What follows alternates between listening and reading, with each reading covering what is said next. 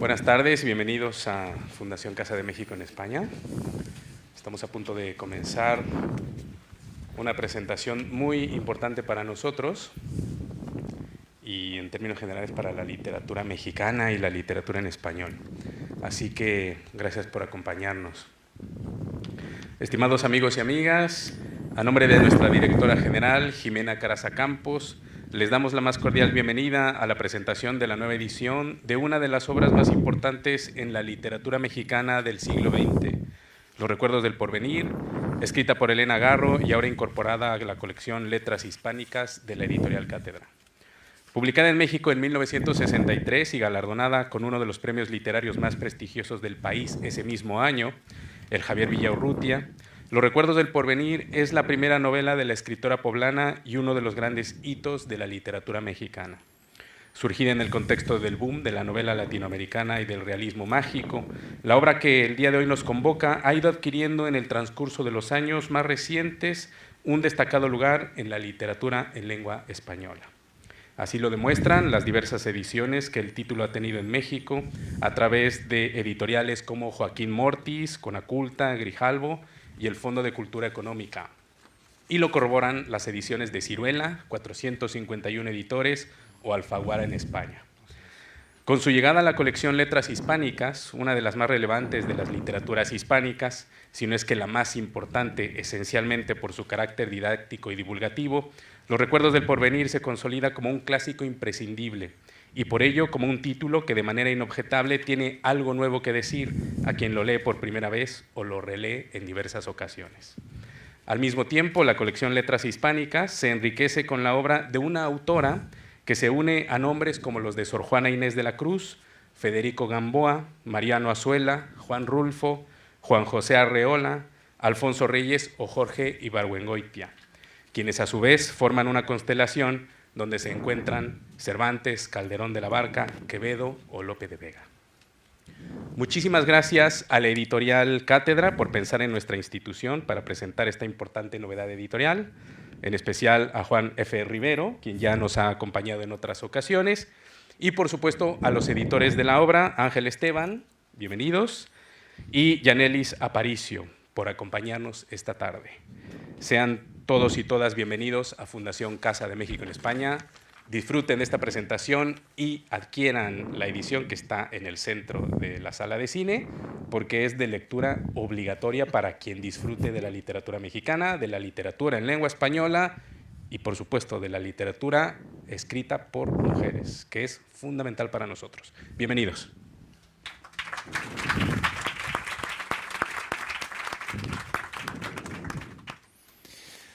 Hola, bueno, muchísimas gracias por la presentación y por supuesto a la Casa de México por su acogida, que como bien se ha comentado no es la primera vez que estamos aquí y para Cátedra también es un verdadero placer estar con ustedes esta noche presentando un libro tan especial como este que efectivamente ingresa en la colección por derecho propio y en un momento me parece magnífico, ¿no? Inmejorable precisamente para la recuperación de la figura de Elena Garro, que está llegando imparablemente a nuestro país y en general a las letras hispánicas.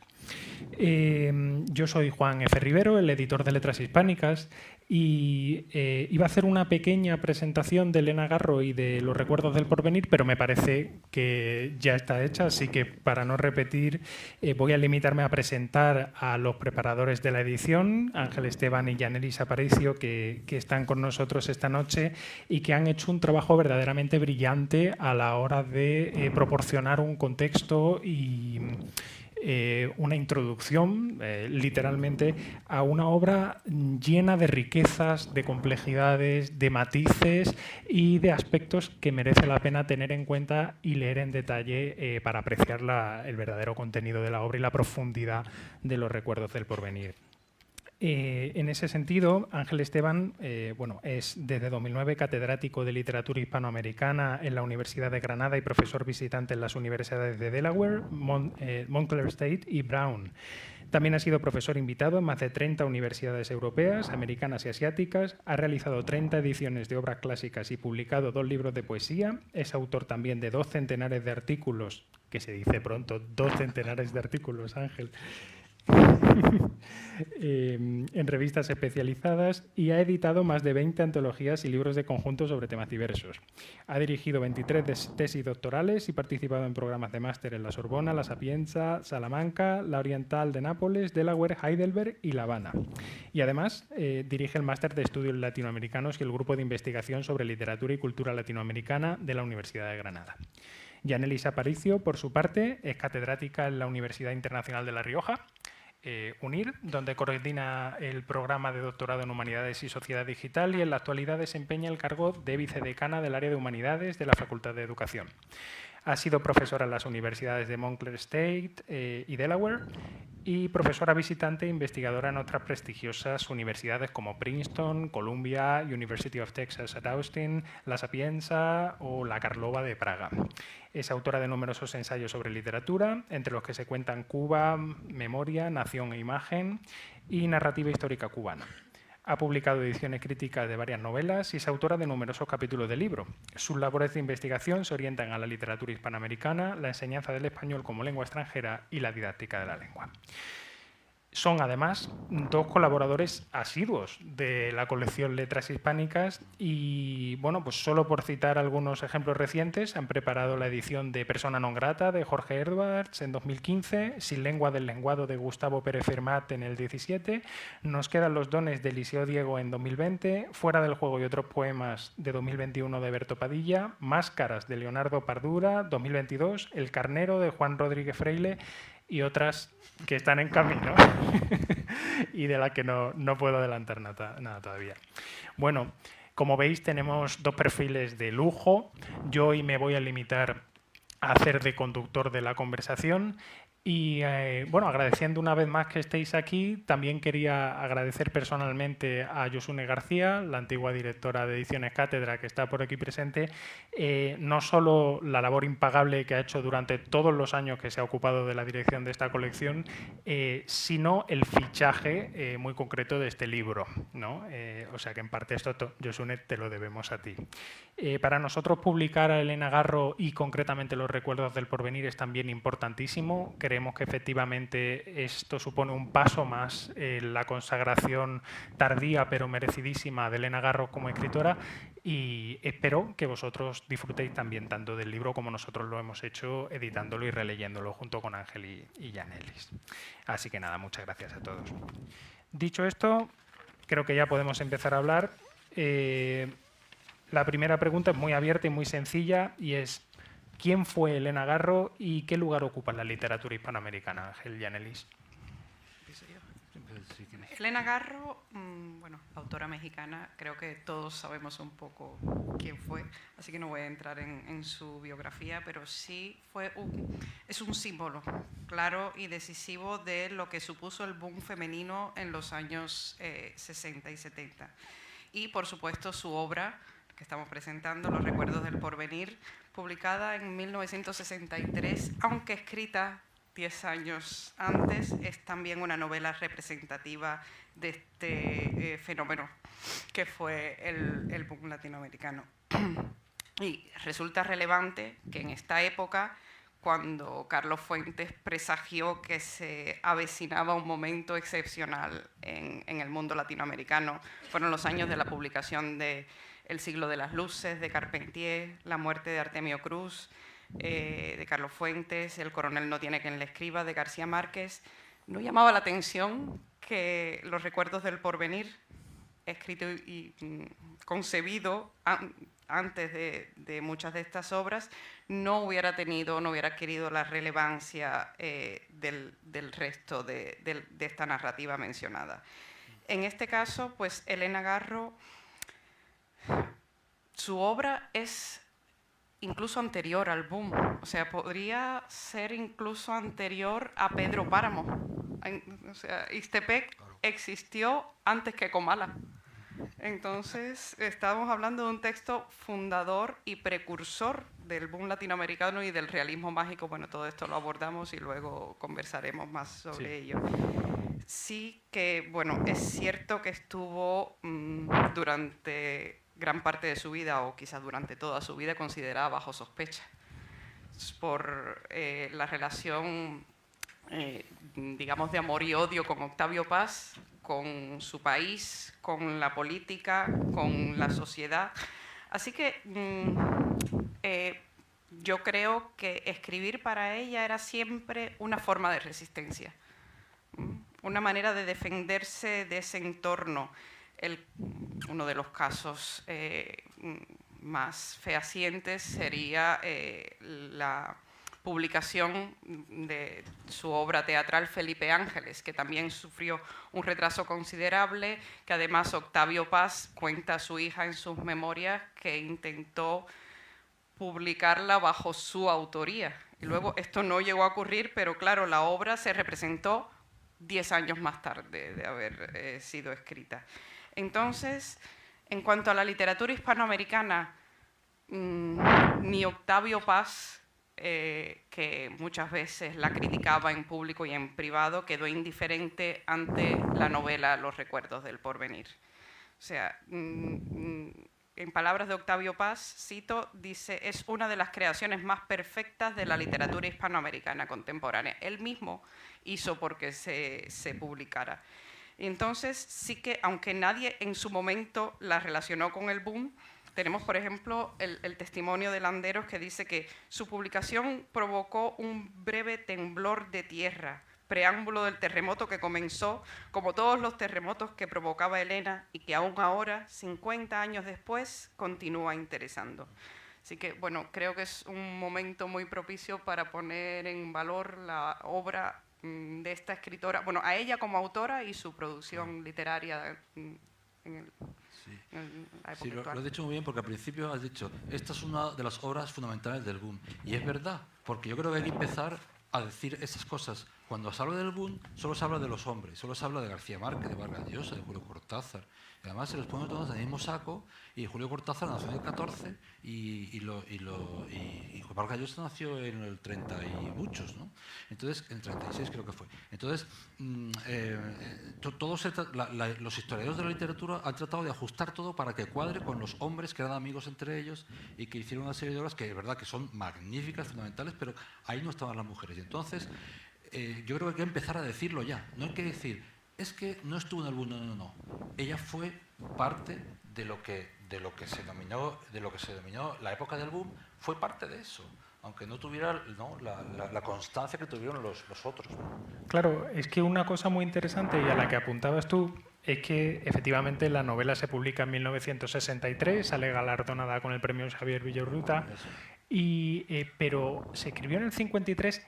Y no es que se escribiera en el 53 y hubiera un paréntesis de inexistencia hasta entonces. Es decir, durante el proceso de escritura y después la leyeron grandes escritores de lo que luego fue el boom, ¿no? Y eso es muy interesante, porque aunque fuera en clave interna, la novela participó de esa conversación literaria en un momento de configuración esencial del estilo de lo que luego se llamaba lo real maravilloso o el realismo mágico o como queramos llamarlo. Sí, con sus características propias, lógicamente, porque no es un realismo mágico ni es lo real maravilloso, digamos, como lo trabajaba Carpentier o García Márquez, porque Elena tenía sus peculiaridades, pues, digamos, más concretas, un componente más filosófico y una mirada a la cultura mexicana, pero sí que es evidente que muchos autores han bebido de ella. Es que, haciendo la edición, yo empiezo a pensar, esto de los recuerdos del porvenir, ¿dónde más lo he visto? Está en Los Pasos Perdidos. O sea, el hombre de Los Pasos Perdidos se adentra en la selva y encuentra un lugar que se llama Los Recuerdos del Porvenir. No es una frase al uso. O sea, puede ser casualidad. No hemos dado con el rastro de ello, pero algo tiene que haber. Estamos ahí para escribir un artículo sobre eso. Porque Sí. no vamos a hacer un spoiler, pero luego alguien puede tener la idea y escribirlo antes que nosotros. Pero es verdad, ella un día me dice, oye, ¿y esto de recuerdo? ¿Dónde está de Carpentier? Digo, la Carpentier, yo qué sé, Hombre, Los Pasos Perdidos yo lo he leído 2 o 3 veces, pero ya la última vez fue hace mucho tiempo. Y no me acordaba, ella se acordaba. Y es verdad, tú vas allí y ves, en medio de la selva hay un sitio que se llama Los Pasos Perdidos. Y empezamos a investigar sobre eso y digo, ¿no será que Elena Garro leyó nada más ser publicada la obra? O bueno, no pudo leer, o sea, si es verdad que ella escribió la novela de un tirón a principios del 53, cuando estaba convaleciendo de la mielitis, que tuvieron que venir desde Japón a Suiza y estuvo estuvo ingresada en un hospital, y en esa época que estuvo dice, bueno, pues ahí es donde yo escribí Los por venir. Yo me acordaba de muchas cosas de mi infancia, empecé a escribir y salió. Es decir, en ese año se publicó Los Pasos Perdidos, pero se publicó mucho más adelante, como septiembre, octubre. Es decir, no, y hemos estado investigando si pudo haber una relación anterior entre Carpentier y ella, pero no lo es, porque es verdad que se conocieron en el 37, cuando hicieron el viaje, ¿no? El viaje Octavio Paz y Elena Garro a Europa. Estuvieron en el Congreso, pero después del Congreso estuvieron mucho tiempo en España y estuvieron en París. Y entonces ella cuenta en sus memorias que Carpentier le pareció una persona magnífica, un hombre muy culto. Dice que era un hombre muy delgado. Eso sería cuando era joven. La imagen que tenemos de él de mayor ya no es tan delgado, ¿no? Pero dice que era un anfitrión magnífico, que les explicaba todas las cosas de París, le llevaba a Trocadero y en Trocadero le explicó todo. Imagino que también explicaría que allí está el cementerio de Passy, que ahí el cementerio de Passy tiene una relación, bueno, está la plaza José Martí, precisamente, en la entrada del... Todas estas cosas se las explicaría él, y claro, ella estaba impresionada, obnubilada con este hombre. Pero luego su literatura parece que no le gustaba tanto, ¿no? El estilo de... Decía ella que no le gustaba tanto, a saber, porque el realismo mágico, ella lo rechazaba, pero luego confesaba, de vez en cuando utilicé el realismo mágico para rellenar aquí. Eso. Y hay una huella de Carpentier, creo yo, esa idea del acá y el allá, de la mirada europea frente a la mirada americana, está un poco también en los recuerdos del porvenir. Carpentier ya había empezado en el 49, ¿no? Sí, con el reino de este con mundo. El reino de este mundo. Y además lo haya puesto en su prólogo. Es probable que ella conociera a fondo esa obra, pero lo que no conocía, yo estoy seguro que ella no conocía los recuerdos de la novela de Los Pasos Perdidos. Los Pasos Perdidos en el 53, y que probablemente ya escribió antes que él publicara su obra. Bueno, es interesantísimo, desde luego. Como veis, toda esta sapiencia está contenida en la introducción y además maravillosamente contenida, porque es una introducción breve, sustanciosísima, ¿no? Y en fin, bueno, pues vamos a ir desgranando cositas, pero leer del libro porque es que está perfectamente ordenado y presentado, ¿no? Entonces, en ese sentido, si no os importa, yo iba a leer un pequeño trocito de la introducción para presentaros en la primera página, no voy a hacer ningún spoiler, y luego vamos a seguir hablando un poco de la figura de Garro, ¿no? Pero hay un retrato psicológico, casi moral, o más bien un retrato moral en estas primeras líneas que a mí personalmente me parece muy interesante. Dice: pocas personalidades son tan atractivas como la de Elena Garro. Cuando abrimos el mapa de sus avatares, con todas esas contradicciones que son la marca de la autenticidad. La mexicana no esconde sus estados de ánimo, cualquiera que sea su índole. No huye cuando recurre a la fantasía o a la magia para indicar su desacuerdo con los efectos de la violencia, la injusticia, ni se evade de la realidad cuando sugiere que el futuro se encuentra en el pasado, que el tiempo es estirable como un chicle y que, como él, puede ser aplastado hasta casi desaparecer. También es sincera cuando defiende a las clases bajas, a las que no pertenecen. Su compromiso es real y constatable. Nunca pensó que la palabra pudiera sustituir al acto en la vida real, como hacen algunos de sus personajes, ni fue su escritura la de los inteligentes juegos de salón. Son palabras de César Vallejo contra el compromiso hipócrita y cobarde de los surrealistas, que tantos artistas producen para tranquilizar una conciencia culpable por inactiva. Decir que las palabras son actos puede ser una solución literaria de efectividad estética o técnica, pero en la vida hacen falta más argumentos. Esa pequeña, que por cierto está maravillosamente escrito, ¿no? Esa pequeña presentación moral nos adelanta mucho de la que fue una escritora tremendamente polémica en su tiempo, precisamente por sus continuos posicionamientos morales, a veces en contra de las opiniones, no solo de, digamos, de la sociedad ampliamente entendida, sino de sus círculos más íntimos, ¿no? Entonces, en ese sentido, ¿qué podemos resumir brevemente la situación de la figura de Garro en el México en el que ella vivió y quizá también dar unas pinceladas acerca del México presente? Bueno, a ver, Cuando en 1963 se publica Los recuerdos del porvenir, no era tan conocida Elena Garro en México. Había publicado Reencuentro de personajes y testimonios sobre Mariana, La Semana de Colores y Felipe Ángeles. Y de pronto ocurre este terremoto, ¿no?, que es Los recuerdos del porvenir. Y en realidad su literatura tuvo una suerte desigual en México y poco conocimiento de cara al exterior hasta a partir de la década de los 70, que se empieza a recuperar la figura.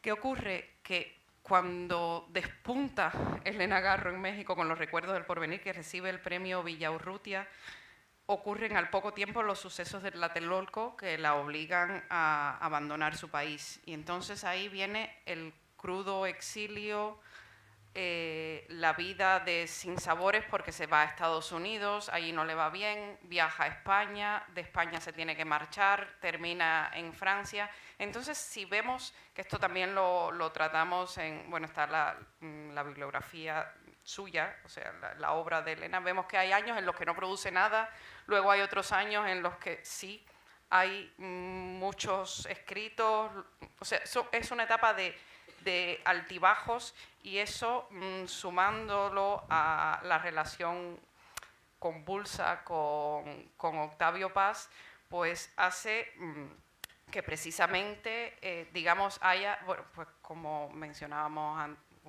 yo anteriormente, un retraso en toda su producción literaria, hasta que a partir de los años 70 Joaquín Mortis recupera su figura. Y bueno, España creo que es uno de los países que más ediciones ha sacado, incluso más que en su propio país, a pesar de que cuando ella regresó sí que recibió homenajes, en muchos de ellos ella sí que pudo participar.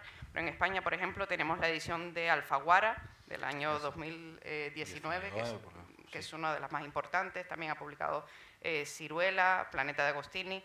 Y bueno, creo que es el momento de cuando se cumplen 60 años de la publicación de la obra, creo que ha sido un acierto que la editorial Cátedra hayamos recuperado. Sí, yo creo que es cierto que ha ayudado mucho a la difusión de su obra en la publicación de Alfaguara, porque es verdad que Alfaguara, aunque no hay tantas ediciones en número de editoriales diferentes, claro, o ediciones diferentes en España como en México, pero es verdad que la edición de Alfaguara sí que ha supuesto algo muy importante para su internacionalización, porque Alfaguara la ha publicado en todos lados. Yo recuerdo, cuando salió en Alfaguara yo la compré enseguida, porque yo quería tener una edición nueva y quería leerla por ahí. Además me interesaba mucho también ciertas cosas que tienen que ver con los signos de puntuación, con ciertas palabras, porque creo que Alfaguara ha hecho una labor muy buena en cuanto a la precisión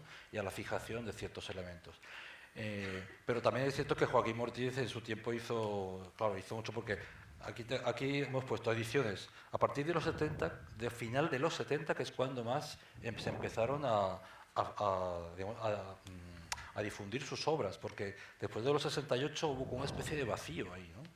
El año 77, luego la siguiente 84, 85, 93, bueno, y luego ya más adelante 2003, etcétera, etcétera. Y justo después de estas, de las primeras que van todas seguidas, ya tenemos la de Ciruela de España, que es del 94, luego hubo una del año 2005 en Barcelona, Planeta de Agostini, luego estuvo la de 451 editores, que ya se ha citado aquí, año 2011, y finalmente la de Alfaguara. Y yo recuerdo cuando salió, pues yo estuve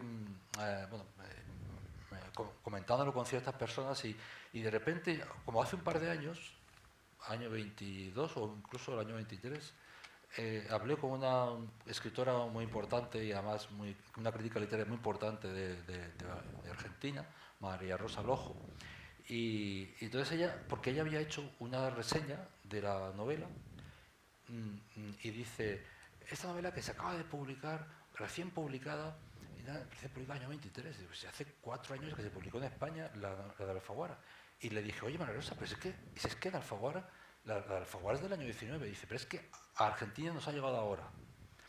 La edición argentina es de ahora. Es decir, yo creo que Alfaguara ha ido haciendo poco a poco, publicar en todos los países de América Latina esa edición escalonadamente. Yo creo que no lo ha hecho siempre desde el año 19 en todos los sitios, sino que lo ha hecho escalonadamente.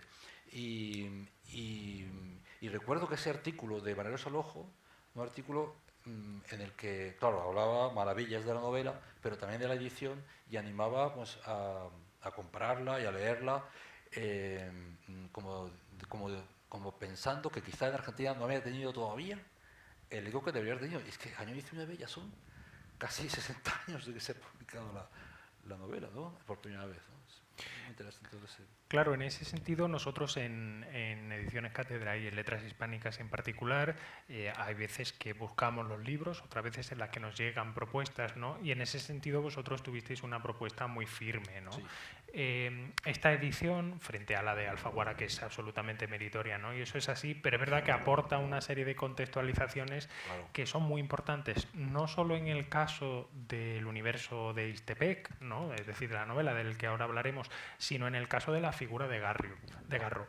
Porque en concreto hay dos aspectos, ya los habéis mencionado los dos, pero creo que es muy interesante abordarlos directamente porque además en la introducción se los trata en mucha profundidad, que marcan totalmente la vida de la autora, y son esa relación con Octavio Paz, Sí. Que fue tormentosa en muchos sentidos y cuya separación fue traumática, y efectivamente el episodio de la represión estudiantil y la matanza de la plaza de Tlatelolco, con respecto a la que ella se posicionó con mucha vehemencia, lo cual bueno, pues tuvo consecuencias muy graves, ¿no? Claro.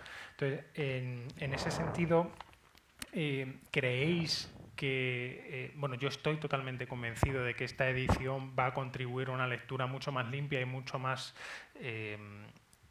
bien posicionada y contextualizada de la obra, pero ¿por qué quisisteis proponer esta edición? ¿Por qué considerasteis que era necesario ahondar en todas esas consideraciones antes de entrar incluso en el análisis narrativo de Ixtepec y de su mundo?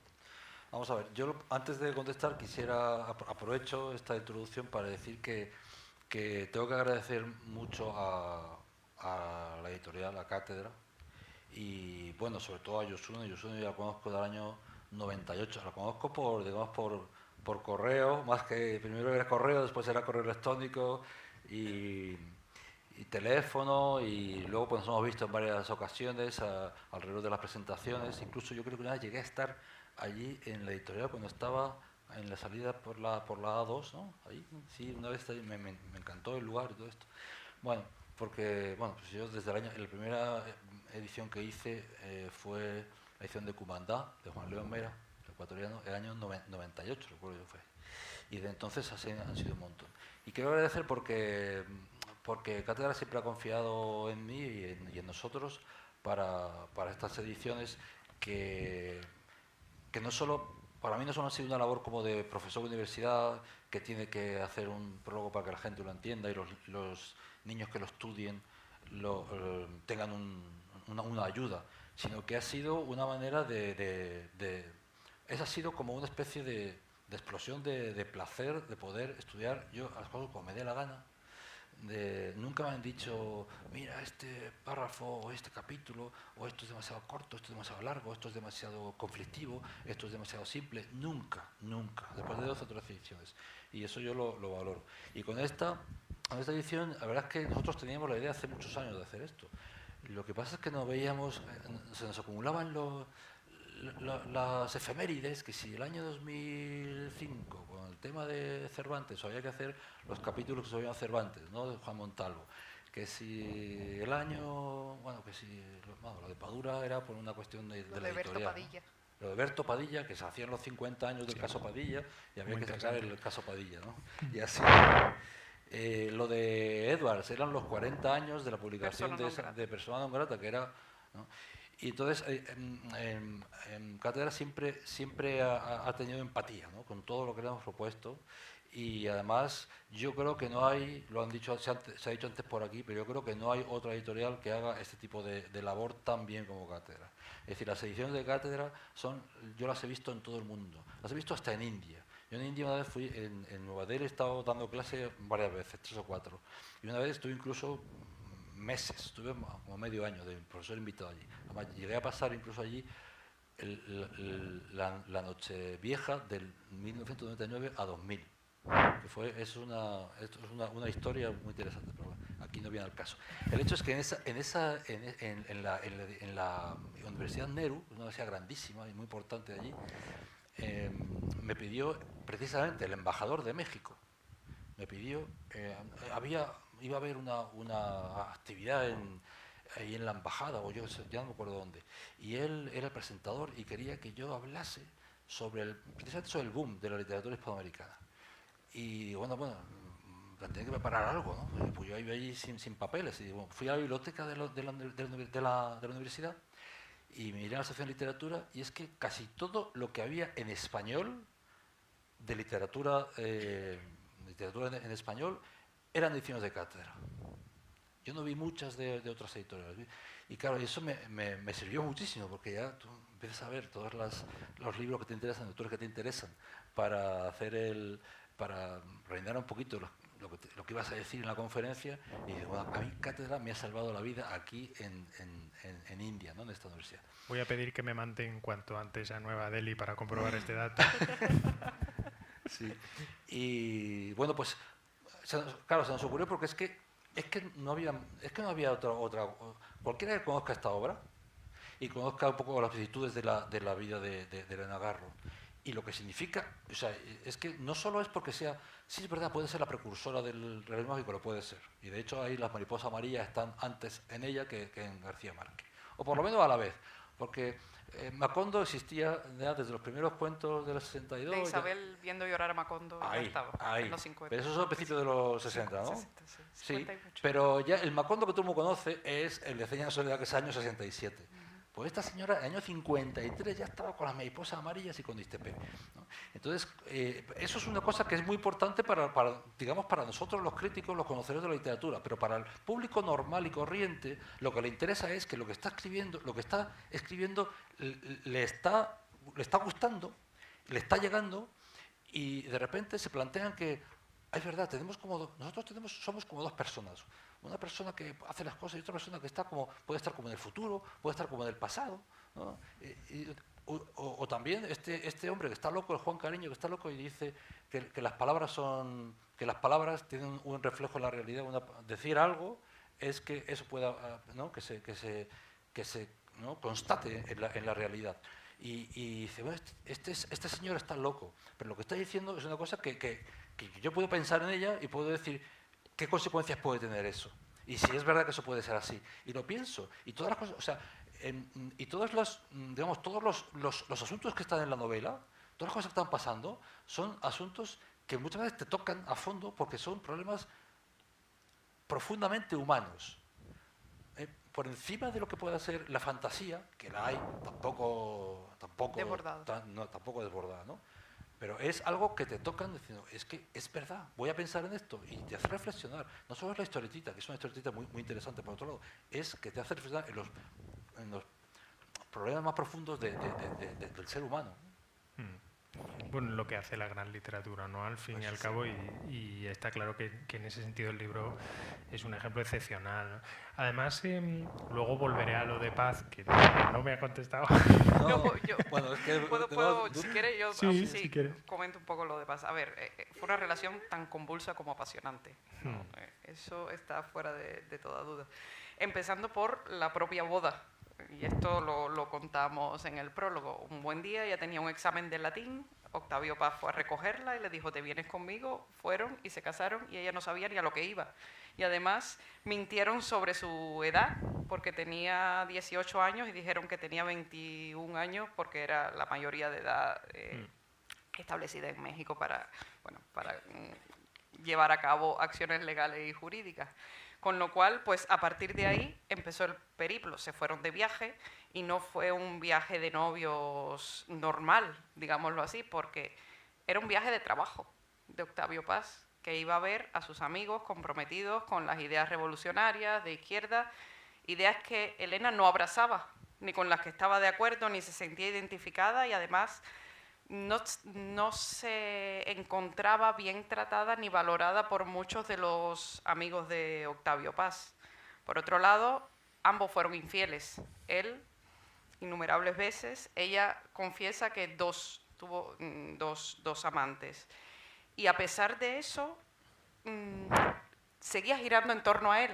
O sea, decía, en una entrevista, decía lo siguiente: había vivido siempre contra él, había estudiado, hablado, tenido amantes, defendido a los indios contra él, había escrito de política y todo su ser se enfilaba contra él, su único y verdadero enemigo. O sea, era una relación de ni contigo ni sin ti.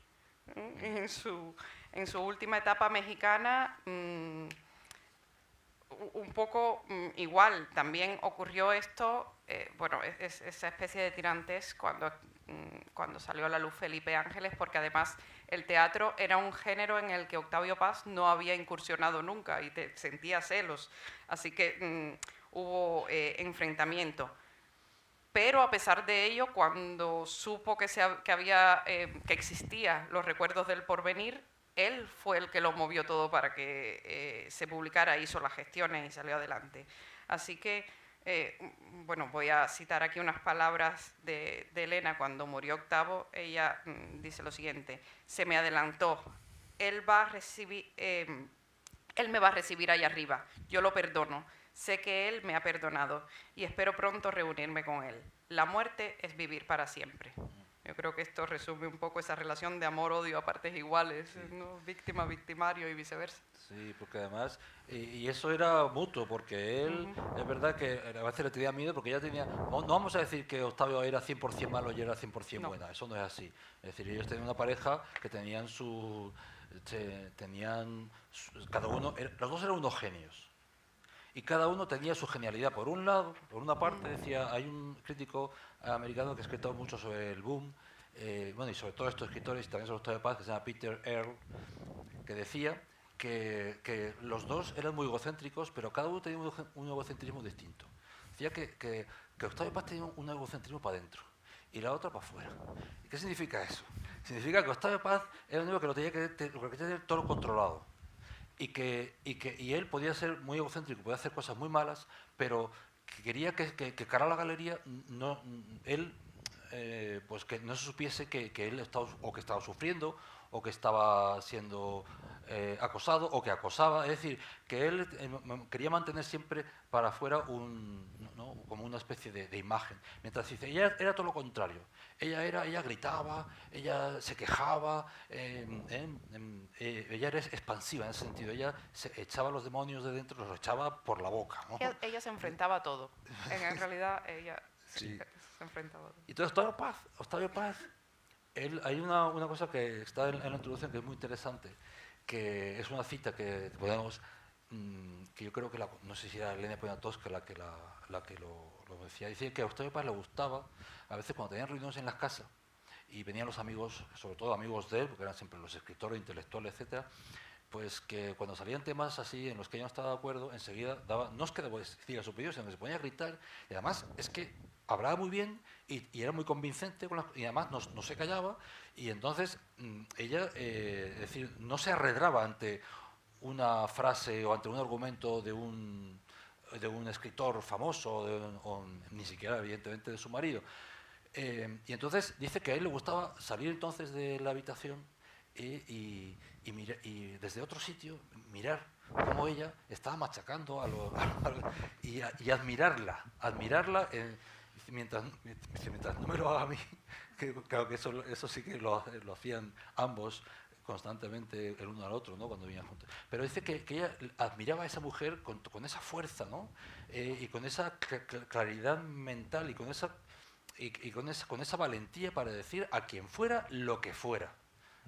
Entonces, y dice pero que de la misma manera que le pasaba eso, cuando terminaba su argumento y seguía la tertulia, ella de repente hacía como que caía, ¿no? Caía y se quedaba callada, y incluso dice que le dedicó un poema que era sobre una ola, ¿no? La ola que sube, la ola que baja, la ola que sube, la ola que viene, que rompe fuertemente y que luego se queda en la orilla, y que un poco simbolizaba lo que significó su relación con ella.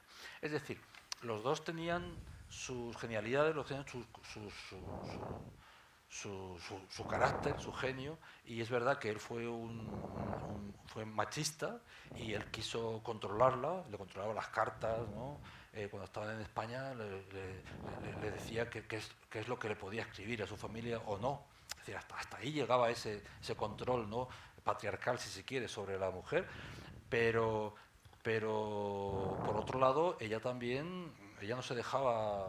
Y contradicciones, ¿no? Porque ella, por ejemplo, escribe, estaba buscando aquí la cita, pero ya no la encuentro, dice, ante la humillación de Octavio, yo tendría que reaccionar y escribir más y decir más, pero me encuentro tonta, me encuentro torpe y no escribo nada. En realidad no era así, porque mira lo que ha escrito, ¿no? Pero claro. Ella siempre se debatía sí, con... pero puede ser que en su... yo pensaba lo que ha dicho antes de lo de la boda. Yo estaba diciendo, es que sí, la saca de un examen de latín, la lleva a un sitio y dice, va a pasar. Y ella no dice que no. Es decir, eso a mí siempre me llamó la atención. ¿Por qué ella no dijo que no? Sí, es decir, desde el principio de la relación, si habéis leído las cartas de ella, hay una edición muy interesante de las cartas de ella que se hizo en México hace unos cuantos años, una edición así azul muy bonita, que ya desde las primeras cartas que se escribían en el año 35, que cuando se conocieron, ya él empieza a decir que cuando se despiden, entonces un día, entonces él escribe una carta para que la reciba al día siguiente, o para que la lea cuando se vean la otra vez. Entonces la carta él le dice que ya que estaba muy bien cuando estaba con ella, pero se ha ido y entonces ya no está con ella. Ya él no está con ella, entonces es como si lo hubiera perdido, que siente un vacío tremendo, pero no un vacío del que está enamorado y quiere estar siempre con la persona, sino con el que quiere, no diría dominarla, pero que esté con él, como si tuviera ella la obligación de estar siempre con él, como agradándole, como estando a su lado, porque es lo que hay que hacer, ¿no? Y desde ese momento ya había muchas cosas muy conflictivas, ¿no? Y yo digo, ¿por qué cuando se casaron, cuando fueron a casar, ella no dijo, pero qué me estás diciendo? Que yo tengo un examen de latín, que me voy al examen de latín, ¿cómo que me voy a casar? Es decir, eso hubiera sido lo normal. El hecho es que no lo hizo, ¿no? Claro, es que es verdad que son personalidades muy fuertes y contradictorias. En muchos sentidos, ¿no? Bueno, no hemos hablado casi de la novela, entonces, pero me gustaría dar intervención al público, por si alguien tiene que decir. Entonces, me voy a limitar a lanzar una idea sobre la novela y vosotros me quitáis la razón, me la dais, me discutís o lo que queráis, ¿no? Pero a mí una cosa que me ha parecido muy interesante y que ha salido a colación antes cuando Yanelis hacía una distinción entre lo real maravilloso de Carpentier o el realismo mágico de García Márquez y la propuesta estética de Elena Garro, y es que efectivamente son operaciones literarias distintas, ¿no? Claro. Y yo tengo la sensación de que, al menos en los recuerdos del porvenir, hay una suerte de espíritu realista combinado con una técnica de vanguardia, es decir, con una técnica literaria muy avanzada para su momento, ¿no? Que se mira con Rulfo, que se mira con Faulkner, que se mira con ciertas figuras, ¿no? Absolutamente preeminentes. Pero ese espíritu realista está hasta los huesos. A mí al menos me lo parece, esa preocupación por las comunidades indígenas, por las clases desfavorecidas, por el México cristero, el real, ¿no? Eso. Entonces, no sé cómo lo veis. Sí. A ver, ella nunca quiso que la enmarcaran dentro del concepto de realismo mágico. Le parecía un proyecto mercantilista que se predicaba como original cuando la visión indígena estaba ahí desde siempre. Y ahí estaba esto que mencionaba yo anteriormente de el acá y el allá, o sea, verlo desde fuera, verlo desde dentro, ver la realidad latinoamericana con los ojos del latinoamericano o con la mirada europea. Y bueno, en este sentido hay siempre una simbiosis entre las creencias indígenas, cristianas, españolas y africanas, y eso yo creo que caracteriza precisamente la obra de Garro y se ve en su estética y en su propuesta. Ahora bien, no podemos negar, esto lo comentó Ángel antes, la huella de lo real maravilloso dentro de sus propias líneas. Es decir, las mariposas amarillas ya estaban ahí, el sitio mítico indeterminado que es Ixtepec, o sea, Gabriel García Márquez tiene que haber bebido de esta obra, aunque no fue capaz de admitirlo nunca. El lugar mítico, o sea, cuando García Márquez crea un sitio llamado Macondo, que va a desaparecer al final cuando llegue al mundo este niño con cola de cerdo, ya Elena Garro había creado ese lugar que comenzaba con la piedra y que al final convertía en piedra a Isabel para que recordara el porvenir. El porvenir. Y luego está la idea de la circularidad narrativa, la idea de el coro, la idea del coro griego que va viendo, ¿no? Todo lo que, o sea, están los actores, los espectadores y el coro viendo todo lo que pasa. Cuando Felipe Hurtado huye con Julia y es perseguido por Rosas, o cuando van a fusilar al hermano de Isabel, a Nicolás Moncada. Esto es crónica de una muerte anunciada. Sí. Esto es Santiago Nazar ahí asesinado frente a todo el mundo y todos paralizados porque ninguno puede hacer nada. Bueno, pero 30 años antes. Sí, pero 30 años antes. Este pueblo, digamos, anestesiado, medio muerto, incapaz de hacer nada, también es Comala. Si lo pensamos, también es Comala. Así que es una huella en todos los demás. Entonces, yo creo que es un puente entre el mundo material y espiritual, que es la esencia propia de Elena Garro, la esencia suya, personal y literaria. Sí. Sí. Y luego están las mujeres. Bueno, sus dos mujeres representan esto. Es decir, Julia es la mujer sumisa, la mujer que obedece a Rosas, que lo sigue, y también la mujer que es capaz de dejarlo todo cuando llega el teatro a su vida, cuando llega la alegría, cuando llega Felipe Hurtado. Está ahí la dualidad. Sí. Y también Isabel, porque bueno, es la mujer enamorada del hombre que asesina a su hermano y maltrata a su familia y es capaz de convertirse en piedra, pero ya no, y aquí está la idea esta filosófica que va más allá del realismo mágico, ya no como un castigo convertida en estatua de sal, sí. ¿No? Sino como una alegría, porque puede volver a sus orígenes, que es la piedra, que es el sustrato esencial de su cultura, y recordar el porvenir, y recordar todos los momentos de la historia que es Ixtepex, que quizás no querría ser recordado. Así es. Y fíjate que ella no tenía... O sea, yo creo que cuando se plantea realismo mágico, realismo maravilloso, algunos autores se plantean de una manera, digamos, como muy estructural, arquitectónica. Bueno, lo de Carpentier es clarísimo. Es decir, es que una persona que hace una novela y que hace un prólogo a su novela para explicar cómo es su novela, eso no es muy normal, ¿no? Y lo hacen con el Reino de este Mundo. Dice, voy a explicar lo que he hecho, y para que sepáis lo que es lo real maravilloso.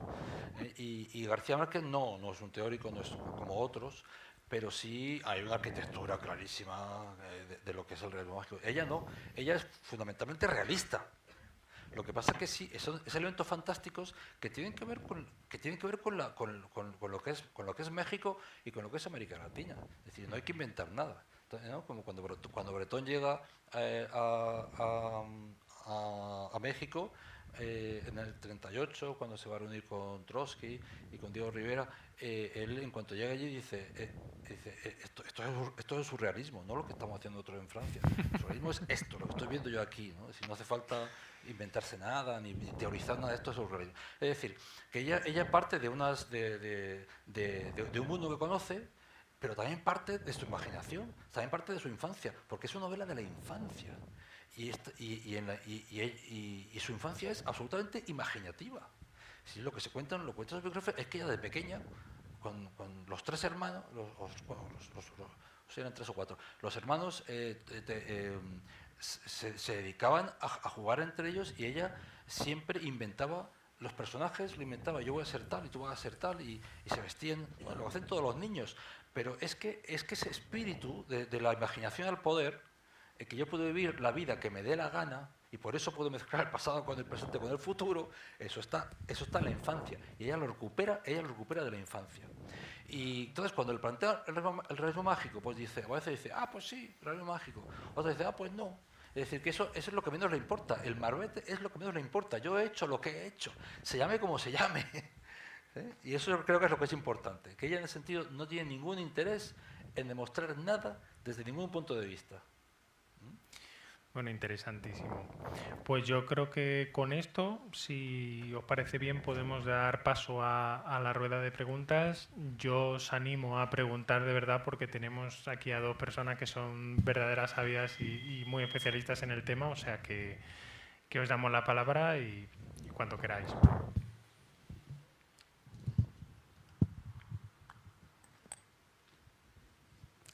Justo detrás tuya hay una primera pregunta. Hola. Hola, muchas gracias por su charla. A mí particularmente me gusta mucho su faceta de dramaturga. No sé si puedan ahondar un poco en eso porque creo que inició como esta parte de las novelas y nada más Felipe Ángeles y luego ¡pum! Empezó con más obras. No sé si pueden hablar de eso. ¿Qué ocurría en ese momento en su vida o sus opiniones sobre su obra? Nosotros no editamos Sí, no hemos trabajado texto dramático. No hemos editado todo, pero sí es cierto que, claro, que tiene mucha relación con la literatura, porque, porque en la etapa de realista mágica, del realismo mágico, por así decirlo, que son sus primeros años, esos años hasta 50, Tlatelolco, eso es. La crítica enmarca la literatura de Garro antes y después de Tlatelolco, con el realismo mágico y la fantasía, y luego una etapa, digamos, más oscura y más realista. Sí. Y con el teatro pasa lo mismo. Ahora, lo del teatro a mí me parece que es muy interesante ver cómo realmente Elena Garro es una autora teatral. O sea, ella su vocación es una vocación a la dramaturgia, a la interpretación. Porque ella en la universidad tuvo relación con grupos de teatro, Julio Bracho, trabajó con Julio Bracho, con Usigli, también trabajó. Todo esto acabó casi bruscamente después del matrimonio, porque fue medio año perdido por ir por Europa y después volver y empezar a trabajar, porque el que trabajaba era ella, porque Gastón de Paz no tenía un trabajo demasiado definido y ella era la que llevaba el dinero a casa. Y entonces lo que tenía que hacer es escribir periodismo. Entonces no se pudo dedicar tanto al teatro, que le había gustado mucho de pequeña, y en Los recuerdos por venir también hay ¿qué es lo que salva? ¿Qué es lo, en la primera parte, qué es lo que, ante esa sensación de agobio que hay frente a lo que ejercen los militares frente al pueblo, ¿qué es lo que les salva? El teatro. Vamos a hacer una dice Felipe Hurtado. Vamos a, ¿y qué pasa? Y salva también a Julia.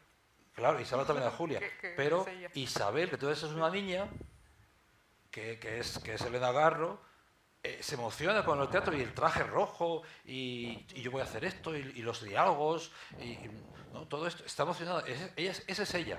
Elena Garro es fundamentalmente, desde muy pequeña, está vocacionalmente relacionada con el teatro y escribe teatro y es lo que tú decías antes, ¿no? Octavio Paz incluso le llega a sugerir que ya que el famoso es él y que él no ha hecho teatro, que a lo mejor él podría firmar por ella alguna obra de teatro. Eso lo cuenta su hija en sus memorias. Eso es.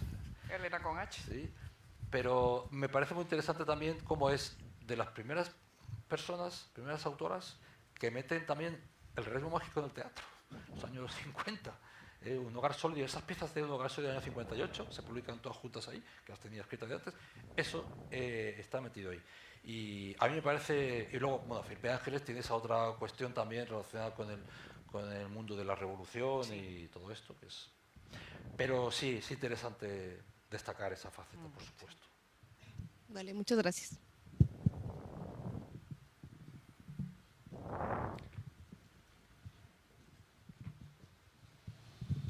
Hola. Mira, yo quería quería preguntaros. Hace poco, además, tuve la suerte de leerme una biografía de Elena Garro que ha sacado Lumen, de Yasmina Barrera, que es una delicia. Y es que Elena es un personaje que si no existiría habría que inventarla, porque es que es una mujer fascinante. Ahí cuenta muy bien, además, como esta relación es que es incomprensible un poco, ¿no? Con Octavio Paz, en el que ella también era una mujer súper combativa y nunca le abandonaba, además, que es lo que te llama la atención entre ellos. Pero la biografía es una maravilla. Y yo lo que quería que comentarais, más bien, o sea, como un poco las claves que la hacen a ella como una de las pioneras del realismo mágico, bueno, como lo queramos llamar, ¿no? Si no me equivoco, ella es una de las precursoras, junto con Rulfo, bueno, Rulfo es antes, y luego María Luisa Pombal, y como qué es lo que hace un poco a los tres, bueno, Elena Garro en este caso como... O sea, no sé si realmente podéis responderme, ¿no? Pero como me gustaría saber como qué es lo que le lleva a ser pionera, bueno, en su literatura y también como, no sé. Bueno, Empieza tú, si quieres. un poco ya hemos hablado de esto. Es decir, es que ella es una adelantada, es una pionera porque su escritura es anterior a la de García Márquez. García Márquez está en los años 40 y pico. Él empieza a escribir en el año 48 más o menos. Empieza a publicar en el año 48. Y lo que publica son cuentos kafkianos, porque está impresionado con Kafka. Porque lee a Kafka la Metamorfosis y él dice que eso fue una sacudida tremenda y dice, si alguien puede escribir así, yo quiero escribir así, y empieza con esos primeros cuentos que luego se publicaron más adelante, se publicaron en revistas y luego se publicaron más adelante ya, pero antes del realismo mágico, eran cuentos kafkianos. Es decir, lo primero, ella es anterior que él en ese sentido, en la escritura de cuentos con realismo mágico. Y con Rulfo está por ahí, porque si ella escribe en el 53, en el 55, hasta el 55 no se publica Pedro Páramo, es decir, que ellos están más o menos escribiendo las cosas a la vez, si se quiere, están a la vez. O sea, claro, él había sacado, Juan Rulfo había sacado el libro de cuentos en el 53, luego saca novela en el 55 y eso fue todo su legado y esos dos libritos pequeños son quizá dos de las obras más importantes de toda la literatura en lengua española de todos los tiempos. Y son dos cositas. Y a partir de ahí dice, ahora me callo. He hecho esto, ahora me callo. Y es verdad, no necesitaba hacer más. Con eso ya... Entonces, él, claro, él empieza a ser muy conocido, muy difundido a partir de entonces, cuando ella todavía, eso que tiene escrito, no lo ha publicado. Y luego, ¿no? Esta idea del reino de este mundo, de que el realismo mágico, lo real maravilloso estaba ahí. A cada paso encontraba lo real maravilloso, porque lo real maravilloso está en cada rincón de América Latina. Esto de Carpentier yo creo que lo aborda ella antes en su obra. O sea, ahí estaba la piedra, ahí estaba Isabel, ahí estaba la historia, ahí está la vuelta a todos los momentos. O sea, el realismo mágico no ha inventado nada. ¿Qué es la historia de América sino una crónica de lo real maravilloso? Eso lo dice antes de que Carpentier lo explicara en su prólogo. Eso es, sí. Sí, o sea, ella es una pre-boom. Es una pre-boom, por es lo que le hace, sí. Lo que hace luego quedarse fuera del boom y también porque ella era muy combativa y no quería formar parte. Y hay aquí otra idea que lo acabas de decir que es interesante, y es que mucha gente suele confluir o identificar el boom con el realismo mágico. Y resulta que eso no tiene nada que ver. Es decir, porque todo el boom prácticamente parece como si García Márquez, o sea, todo el mundo piensa en García Márquez con el boom. Entonces uno ve a Vargas Llosa, y Vargas Llosa, sus novelas son realistas, o sea, de un realismo que además es lo que le va a él, el realismo flobertiano, ¿no? Y luego uno va a ver Caballero Infante, que no se considera el boom, pero bueno, ahí lo han metido también, pues es otra cosa distinta que no tiene que ver con el realismo mágico, son juegos de palabras, son juegos lingüísticos, es más estructural. Más estructural y no es tan... Pero vamos a ver, sí, a Elena le pasó, y hablando del boom, pues aquí podremos citar a Reinaldo Arenas, que también es un autor que encaja perfectamente en el boom y que tuvo un reconocimiento tardío. Pero si ves a la estructura, si vas absolutamente. Es un escritor del boom. Claro que sí, que lo es. Sí.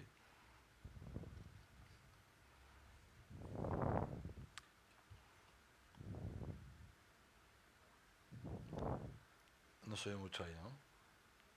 A ver.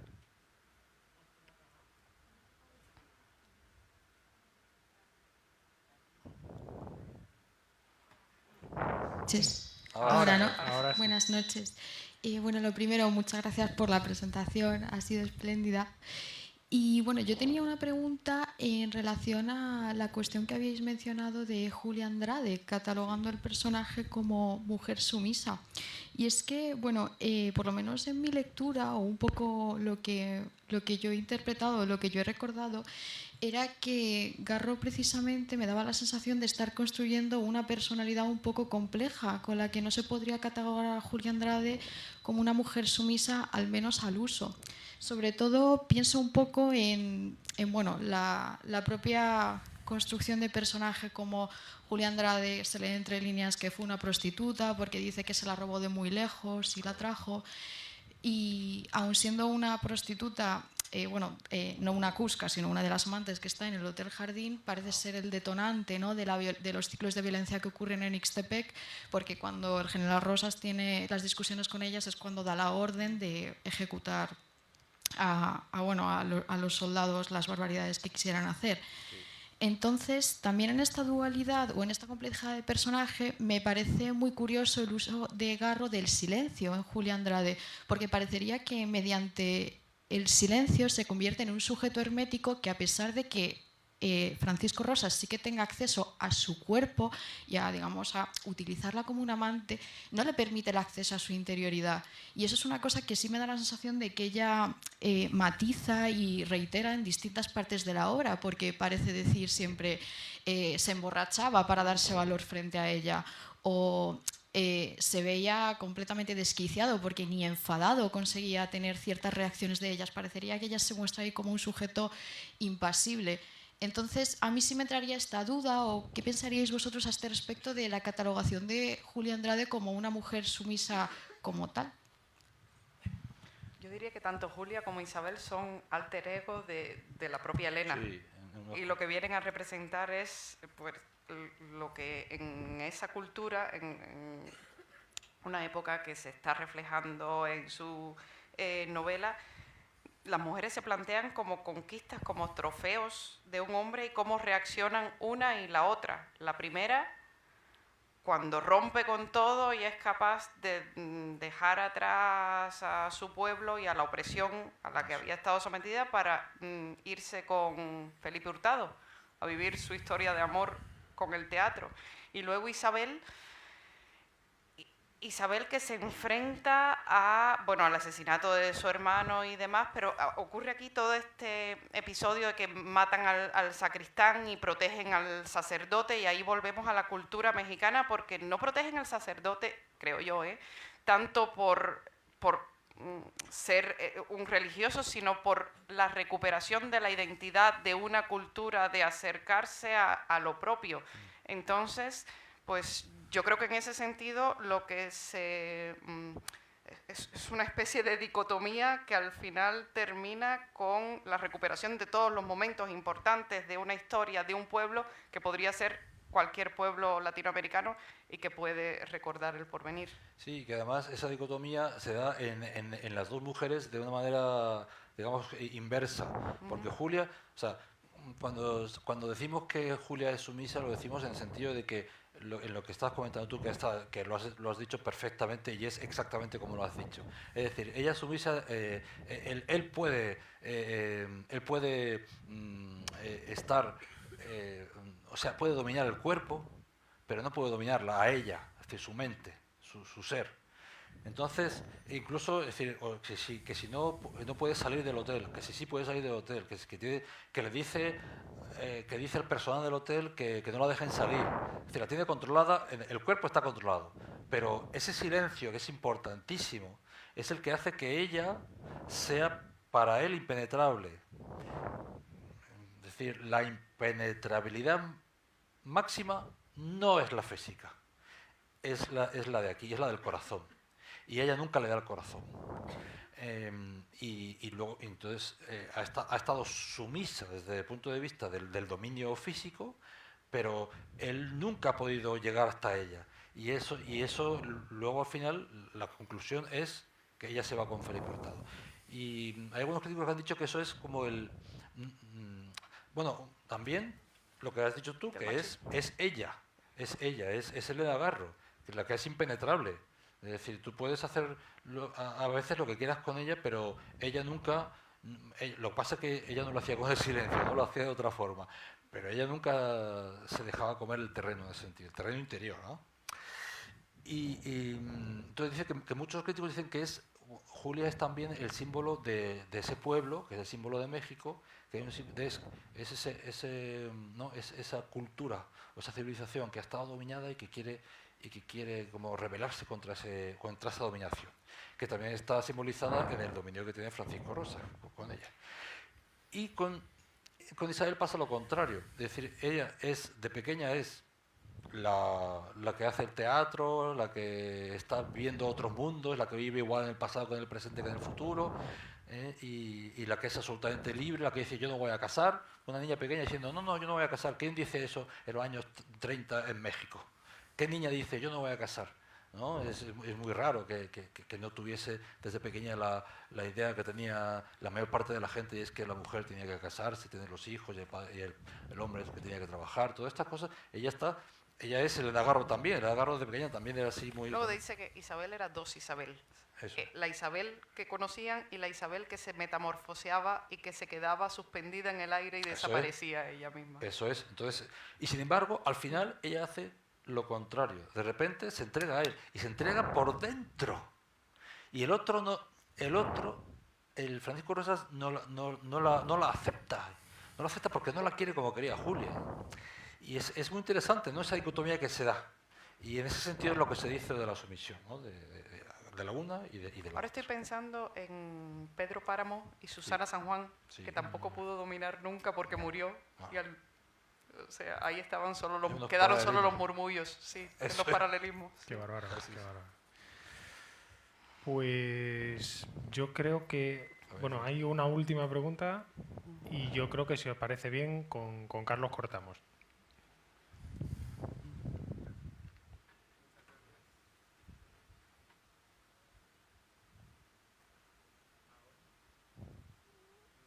No. Ahora sí, ¿no? Perdón. Bueno, muchas gracias por la charla, muy interesante. A mí lo que me ha parecido, como has comentado tú, Juan, más original, más vanguardista, como lo que le da como muchísimo valor a la novela es ese narrador, que no habéis comentado mucho, por eso me gustaría que andarais un poco en ello, porque me parece que, por lo menos en el boom o incluso en la literatura relacionada con el realismo mágico, no hay un uso del narrador, ¿no?, tan moderno, tan diferente, ¿no?, como una cosa tan nueva y sobre todo original y moderna para la época en la que fue escrito, ¿no? Entonces, un poco si podéis contar sobre ese narrador, que además es algo que explicáis muy bien en la introducción, todas las claves, ¿no?, de cómo ese narrador coral, ¿no?, que a veces se refiere a sí mismo como un yo colectivo que representa como al pueblo, a veces habla de sí mismo en singular, a veces habla de sí mismo en tercera persona y se refiere al pueblo. O sea, un poco explicar un poco más en detalle eso, porque me parece uno de los logros mayores de la novela, la verdad. Yo creo que aquí sí, es cierto que logra un discurso coral que es impresionante, pero luego yo pienso que lo más importante es la memoria. O sea, ¿quién relata la historia? Bueno, ahí está Isabel, ahí está el pueblo, y todo se funde en la piedra, y la piedra es la memoria. Entonces yo creo que con respecto a esto me gustaría leer un párrafo, ¿no?, de la novela. Dice ella: aquí estoy, sentado sobre esta piedra aparente. Solo mi memoria sabe lo que encierra. La veo y me recuerdo, y como el agua va al agua, así yo, melancólico, vengo a encontrarme en su imagen cubierta por el polvo, rodeada por las hierbas, encerrada en sí misma y condenada a la memoria y al variado espejo. La veo, me veo, o sea, lo ve todo, y me transfiguro en multitud de colores y de tiempos. Estoy y estuve en muchos ojos. Yo soy memoria y la memoria que de mí se tenga. Eso es. Sí. Impresionante el principio. Claro, es uno de los principios más geniales de las novelas del siglo XX. Es decir, que además no es solo que ese narrador, que es un narrador que luego, claro, ahí no sabemos quién es. Luego vamos a ver qué es el pueblo, pero el pueblo es ¿qué es? Ixtepec, que es uno, es un colectivo, son muchos, primera persona, tercera persona, todo eso que te he dicho efectivamente se va a mezclar. Pero es que luego hay también como una especie de fusión con ella. con la piedra aparente esa, que todavía no sabemos que esa piedra aparente, bueno, tampoco hay que hacerle spoiler, si alguien no lee la novela, pero bueno. Vamos, yo creo que ya hemos spoileado mucho. Pero bueno, que eso, que lo que decía este es absolutamente así. Bueno, es muy borgiano eso de que un hombre son todos los hombres. También. ¿No? Efectivamente, ahí está ahí. Borges está ahí también. Ahí. Y un libro, todos los libros. Y una piedra, pues... Sí. Y toda la memoria. Y lo de Cortázar, ¿no? Todos los fuegos es el fuego, ¿no? Todos los fuegos es el fuego. Sí, totalmente.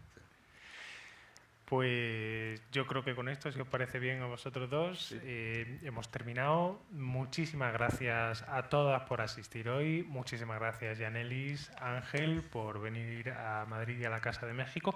Y por supuesto también a la Casa de México por cedernos este espacio maravilloso y permitirnos estar conversando hoy. Os invitamos a salir y a pasar por la tienda a recoger los libros y muchísimas gracias.